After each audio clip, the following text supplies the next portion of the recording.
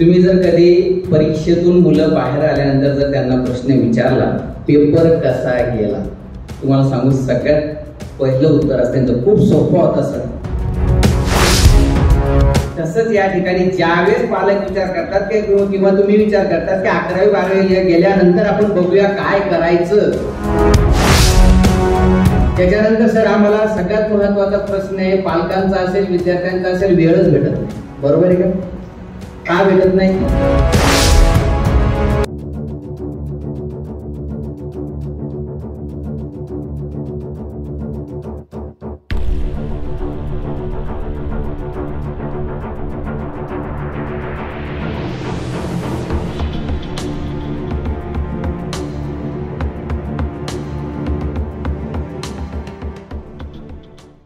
सर्वप्रथम या ठिकाणी बाळासाहेब पवार यांना वंदन करतो.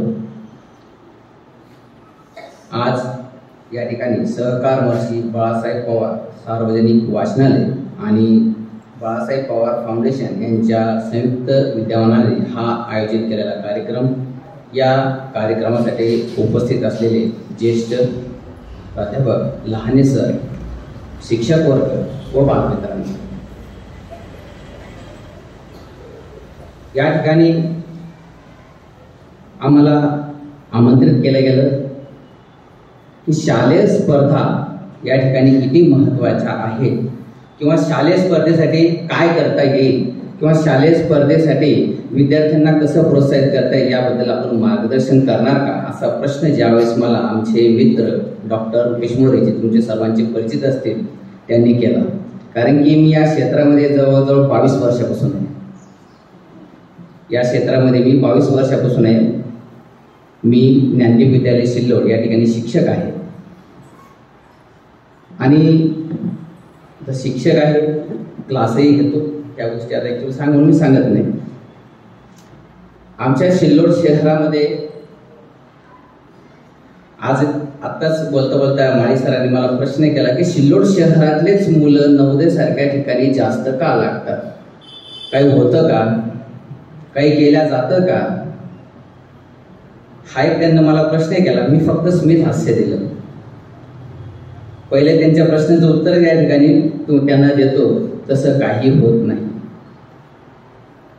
काहीच होत नाही. बघा, आमच्याकडे जे शैक्षणिक वातावरण निर्माण झालेलं आहे त्याची पहिली पार्श्वभूमी तुम्हाला एक थोडक्यात सांगतो. एक महाराष्ट्र टॅलेंट सर्च एक्झामिनेशन आहे, ती आता इकडं तुमच्या कन्नडमध्ये आहे असं मला वाटतं. आमच्याकडे जवळजवळ आता त्या परीक्षेला 15 वर्ष झाले. आदरणीय संजयजी बाबुल सर म्हणून आहेत, त्यांचेच मला वाटतं कन्नड पण प्रतिनिधी त्यांच्या मार्फतच या ठिकाणी चालू होती, कदाचित कल्पना असेल कोणाला तरी. तेव्हापासून सुरुवात झाली आणि त्याचा फायदा खरंच खूप छान झाला. आज जर मुलांना म्हटलं स्पर्धा परीक्षा प्रत्येकाला अवघड वाटते, पण मी म्हणतो ती खूप सोपी. कशी रे बाळांनो, तुम्ही जर कधी परीक्षेतून मुलं बाहेर आल्यानंतर जर त्यांना प्रश्न विचारला पेपर कसा गेला, तुम्हाला सांगू सगळ्यात पहिलं उत्तर असतं त्यांचं खूप सोपं होतं सर. ही एकमेव परीक्षा आहे स्पर्धा परीक्षामध्ये की त्याच्यातून मुलं सर्व प्रश्न काळे करणं का होत नाही, गोल त्या ठिकाणी कोणता तरी एक निवडतात, त्याला रंगवितात आणि बाहेर पडतात. काही प्रश्न त्यांना आलेले असतात, काही प्रश्न आलेले नसतात. पण काही प्रश्न आलेले असल्यामुळे ते ओव्हरऑल विचार करते, जे आलं त्याच्यानुसार ते विचार करतात आणि संपूर्ण पेपर होतोय म्हणून ते काय सांगतात, खूप सोपं आहे सर, खूप सोपं आहे. आणि खरंच या ठिकाणी कोणत्या का माध्यमातून होत नाही, ते मुलं त्या परीक्षेला बसत असतील.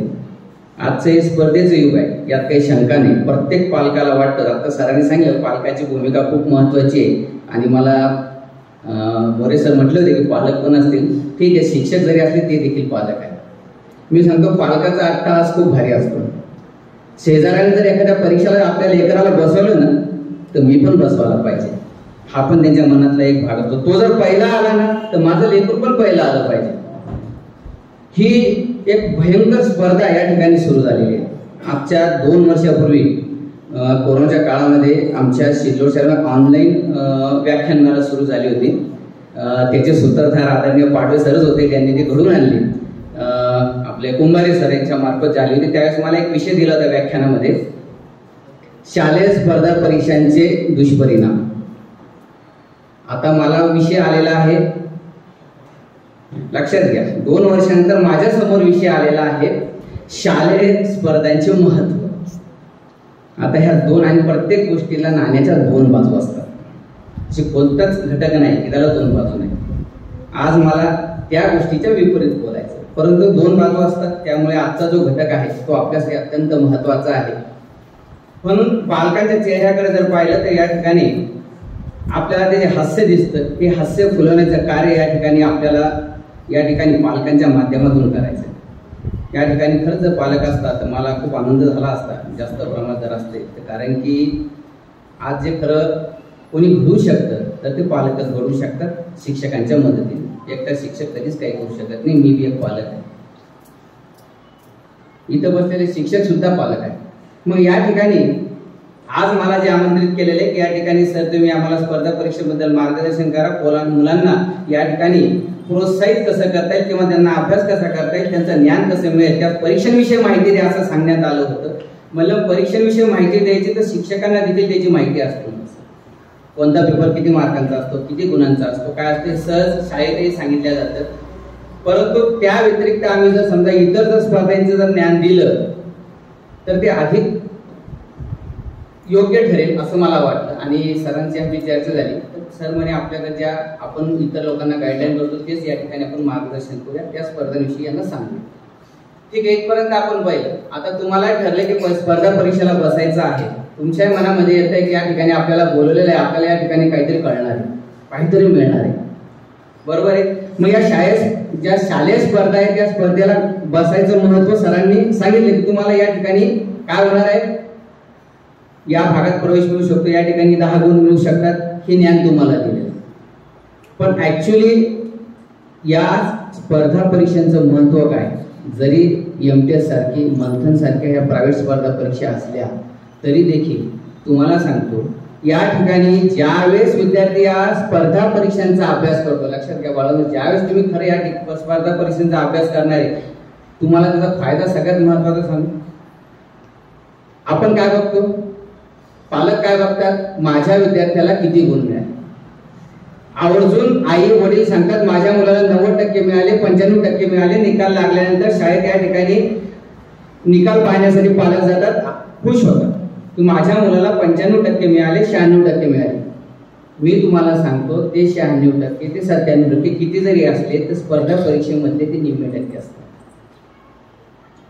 हे लक्षात, सगळ्यात महत्त्वाचं बाळा तुमच्यासाठी सांगतोय, तुम्हाला जर 90-95% पडत असेल ते टक्के त्याचे अर्धे करायचे. 90 पडले त्याचे 85 धरायचे, मला 85% पडले. प्रत्येक विद्यार्थ्याने हे डोक्यात फिट करून घ्यायचं की ते अर्धे आहेत. पुन्हा पुन्हा सांगतो मी, त्याच्यावर जोर देतोय, त्याचं कारण सांगतो मी. कारण की स्पर्धा परीक्षेचा घटक आणि शालेय परीक्षेचा घटक यामध्ये बरंचसं साम्य आहे. 70 आणि 30% त्या ठिकाणी मध्ये फक्त फरक आहे, तेही तुम्हाला मी सांगेन. मग आता या ठिकाणी मी तुम्हाला अर्धे टक्के सांगितलेले म्हणजे सर मग आता आम्ही काय करायचं, मग स्पर्धा परीक्षेला बसायचं फक्त परीक्षा देऊन घरी यायचं का, नाही. पहिलं हे समजून घ्यायचं की या स्पर्धा परीक्षेमुळे आपल्यामध्ये होणारा आमूलाग्र बदल काय. सगळ्यात महत्वाचं आहे की आपल्यामध्ये एकाग्रता वाढते. खूप महत्वाचा मुद्दा आहे सर. एकाग्रता वाढते म्हणजे वाढते. तुम्ही मार्कांचं गुणांकन करू शकता पण विद्यार्थ्यांमध्ये झालेले बदल, त्याची एकाग्रता, विचार करण्याची क्षमता, आकलन, त्याच्यानंतर बौद्धिक विकास हा जो झालेला असतो, निर्णय क्षमता जी त्यामध्ये निर्माण झालेली असते ही अत्यंत उल्लेखनीय असते. त्याचं कुठेही मोजमाप नाही, कुठेही स्केल नाही. आपण म्हणू शकत नाही की या विद्यार्थ्याची एवढी बुद्धी वाढली आहे. आपण भले सांगू शकतो काय की माझ्या मुलाला, माझ्या पाल्याला किती टक्के गुण मिळाले, 90 मिळाले, 95 मिळाले, पण याचं मोजमाप आपल्या कोणाकडे नाही. ते भविष्यामध्ये जसा जसा तो मोठा होतो तसा तसा त्याच्यामध्ये ते गुण दिसू लागतात. सगळ्यात महत्वाचं आहे, सगळ्यात महत्वाचं की त्याचे जे गुण त्याला त्यावेळेस काम आहे. हे जे आपण स्पर्धा परीक्षा देतो त्याचे गुण त्या ठिकाणी जे वाढ त्याची झालेली आहे हे त्याचे काम येतात. सायकलची गती 30 राहील का कमी होईल, वाढेल, काय होईल, कमी होईल. मग आपल्याला जर गती वाढवायची तर काय करावं लागेल, सांग नाही. आपल्याला सायकलची गती वाढवायची, खाली उतरायचं नाही, हरायचं कुठे आपल्याला, आपल्याला जायचंय. काय करावं लागेल, जोरात चालवावं लागेल, म्हणजे बल लावावं लागेल, अधिकचे प्रयत्न करावे लागेल, त्यावेळेस आपण सहज त्या ठिकाणी पोहोचू. बरं, आता ट्रिपल सीट केलं, आता काय झालं? आता काय होईल सांगा, सांग काय अडचण नाही. दम लागेल. पर्यायी तुम्ही काय करणार? थांबून घेणार. जर तुम्ही ठरवलं थांबायचंच नाही, काही झालं येणे केले करून मला जायचंच आहे, तो भाग वेगळा झाला. अलाउड जरी नसलं तरी देखील आज आपण चालवतो, हा एक ठीक आहे, अलाउड नाही, चांगली गोष्ट आहे, म्हणजे नियम फॉलो करतो नाही, असं त्याच्या बुद्धीला जे पटलं त्याला ते सांगितलं, योग्य सांगितलंय, त्याला आपण नाकारू शकत नाही, बरोबर बोललं. जर आपण चालवलीच तर काय होणार, हा एक मोठा प्रश्न आहे. आपल्या रस्त्यावर काही पोलीस आपल्याला भेटणार नाही, त्याच्यामुळे आपल्याला ते आपल्या स्थळापर्यंत पोहोचायचं. आपण कुठेतरी थांबणार नाही, तर एक वेळ अशी येणार की त्या सायकलचीच हवा निघणार, राईट? बरोबर. मग मला सांगा तुम्ही, जर तुम्ही या ठिकाणी स्पर्धा परीक्षा ज्या आहेत, ह्या स्पर्धा परीक्षा काय द्यायच्यात हा सगळ्यात महत्वाचा काम. जर शालेय दुसरी तिसरी पासून जर तुम्ही या ठिकाणी त्याची तयारी करताय, लक्षात घ्या, तर तुमचा जो अभ्यासक्रम आहे, तुम्हाला अगोदर सांगितलं, शाळेचा अभ्यासक्रम हा 70% असतो, 30% हा अवांतर असतो. काही जास्त वेगळा बदल नाही परीक्षेमध्ये. ज्या परीक्षा आपण देतो ना, शालेय अभ्यासक्रम असतो ना, अवांतर 30% असतो, तो थोडा अधिकचा करावा असतो. कारण स्पर्धा म्हणल्यानंतर कुठेतरी त्या ठिकाणी थोडासा अधिकचा भाग आपल्याला असणार आहे. मग हा अधिकचा भाराचं जे पेलतोय आपण, जसं ट्रिपल सीट जात असताना आपली दमछाक होते, आपण पोहोचू शकत नाहीये, तसंच या ठिकाणी ज्यावेळेस पालक विचार करतात किंवा तुम्ही विचार करतात की 11वी 12वी गेल्यानंतर आपण बघूया काय करायचं, हा घेतलेला निर्णय सर्वात घातक असतो. तेव्हापर्यंत तुमच्यासाठी ट्रिपल सीट सारखं अभ्यासाचं ओझं तुमच्या डोक्यावर ऑलरेडी येऊन पडलेलं असतं. मग ते आपल्याकडून पेलवत नाही. ते जर आपल्याकडून पेलवत नसेल तर त्या ठिकाणी ते आपण कोणतेही काही शक्य करू शकत नाही, शक्यच नाही. मग ते जर ओझं आपल्याला घ्यायचं नसेल, आपल्याला एका समान गतीने जायचं असेल, तर त्या ठिकाणी समान गतीने न जाता, जसं सिंगल सीट जात असतं तर त्याच्यामध्ये थोडीशी आपली डबल सीटची जी आहे जागा ती मोकळी करायची आहे, ती वाढवायची आहे. इतर अभ्यास पण आपल्या सोबत आतापासून घ्यायचा आहे, म्हणजे जेणेकरून आपली तयारी होईल. आणि ज्यावेळेस इच्छित आपण वेगवेगळ्या स्पर्धा परीक्षा देऊ, किंवा आपल्याला इच्छित ज्यावेळेस आपल्याला गरज पडेल भावी आयुष्यामध्ये काहीतरी शिकायचे, जे तुमचं एम असतं ते साध्य करण्यासाठी, त्यावेळेस आपण सहजरित्या त्याला साध्य करू शकतो. यासाठी ह्या शालेय स्पर्धा द्यायच्या. फक्त स्पर्धा परीक्षाच द्यायच्या आहेत का? याचा आवर्जून अभ्यास करायचा. आता प्रश्न पडला असेल तुम्हाला की अभ्यास कसा करायचा, त्याच्यानंतर सर आम्हाला सगळ्यात महत्वाचा प्रश्न आहे, पालकांचा असेल विद्यार्थ्यांचा असेल, वेळच भेटत नाही. बरोबर आहे का? का भेटत नाही? उत्तर देशाल तुम्ही? कोण सांगतो मला? तुम्हाला वेळ भेटत नाही असं आपण म्हणतो. का भेटत नाही? काय अडचण आहे तुमची? सांग. वेळ काढत नाही. अजून काय असतं? समजा वेळ न भेटण्याचं कारण काय? शाळेचा अभ्यास भरपूर असतो, लेखी काम भरपूर असतं, गाड्यांनी अपडाऊन करावं लागतं, याच्यात वेळ जातो, क्लासला जावं लागतं. नेमकं काय? काहीतरी असेल की ज्यामुळे तुमचा अभ्यास होत नाही, किंवा या स्पर्धा परीक्षेकडे तुमचं लक्ष नाही, किंवा आपण देऊ इच्छित नाही. आता फक्त या ठिकाणी 5वी आणि 8वी, म्हणजे मला वाटतं 5वी स्कॉलरशिपला बसलेले आणि 8वी स्कॉलरशिपला बसलेले एवढेच विद्यार्थी या ठिकाणी आहेत असं मला वाटतं. बरोबर आहे? हा, 5वी नवोदयचे असतात. मग आता या ठिकाणी मला सांगा, आता आपल्याला जर काही साध्य करायचंय आणि जर आपण फक्त वेळेवर जर ते पाहत असू की आपल्याला आता मिळेल तेव्हा मिळेल, आज तुम्ही 8वीला आलेले, 8वीची स्कॉलरशिपची पुस्तक किती मुलांनी घेतलं तेवढं सांगा मला. 8वी स्कॉलरशिप परीक्षेसाठी तुम्ही बसणार आहात, किती मुलांनी पुस्तक घेतलं? नाही. 8वी स्कॉलरशिपचं विचार जे बसलेत आणि त्यांनी पुस्तक घेतलं, 8वीची मुलं किती? बर, ठीक. 8वीचे बसणारे मुलं एवढे आहेत, अजूनही आपण पुस्तकच घेतलेलं नाही, म्हणजे आपल्याला नेमकं करायचं काय हेच आपल्याला याची कल्पना नाही. फक्त परीक्षेला बसायचं म्हणून आपण बसतोय, लक्षात घ्या. सरांनी आपल्याला सांगितलं आता जाहिरात येईल, आपल्याला फॉर्म भरायचा आहे, ऑनलाईन करायचं आहे. सरांनी सांगितलं की शिक्षकांनी सांगायचं आणि पालकांनी बसवायचं.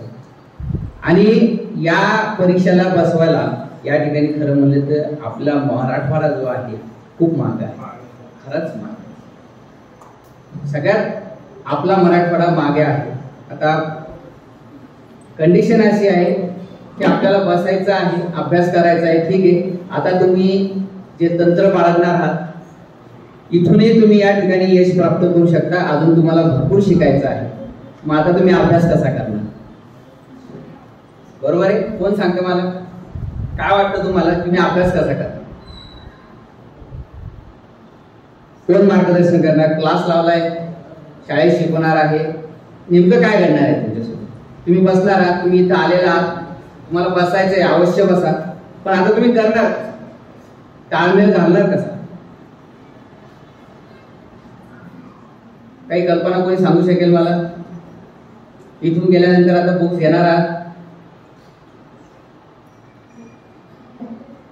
5वी स्कॉलरशिपचे मुलं बरं, नवोदयचे बसले त्यांना तर तयारी सुरूच केली असेल, त्यात काही शंका नाही. नवोदयचे भरपूर मुलं असतील. बरं, पुस्तके घेतले तुम्ही बाळांनो? या अगोदर प्रायव्हेटची परीक्षा होती, MPची तुम्ही दिली का? नाही. NSSची कोणती? अच्छा, ठीक आहे.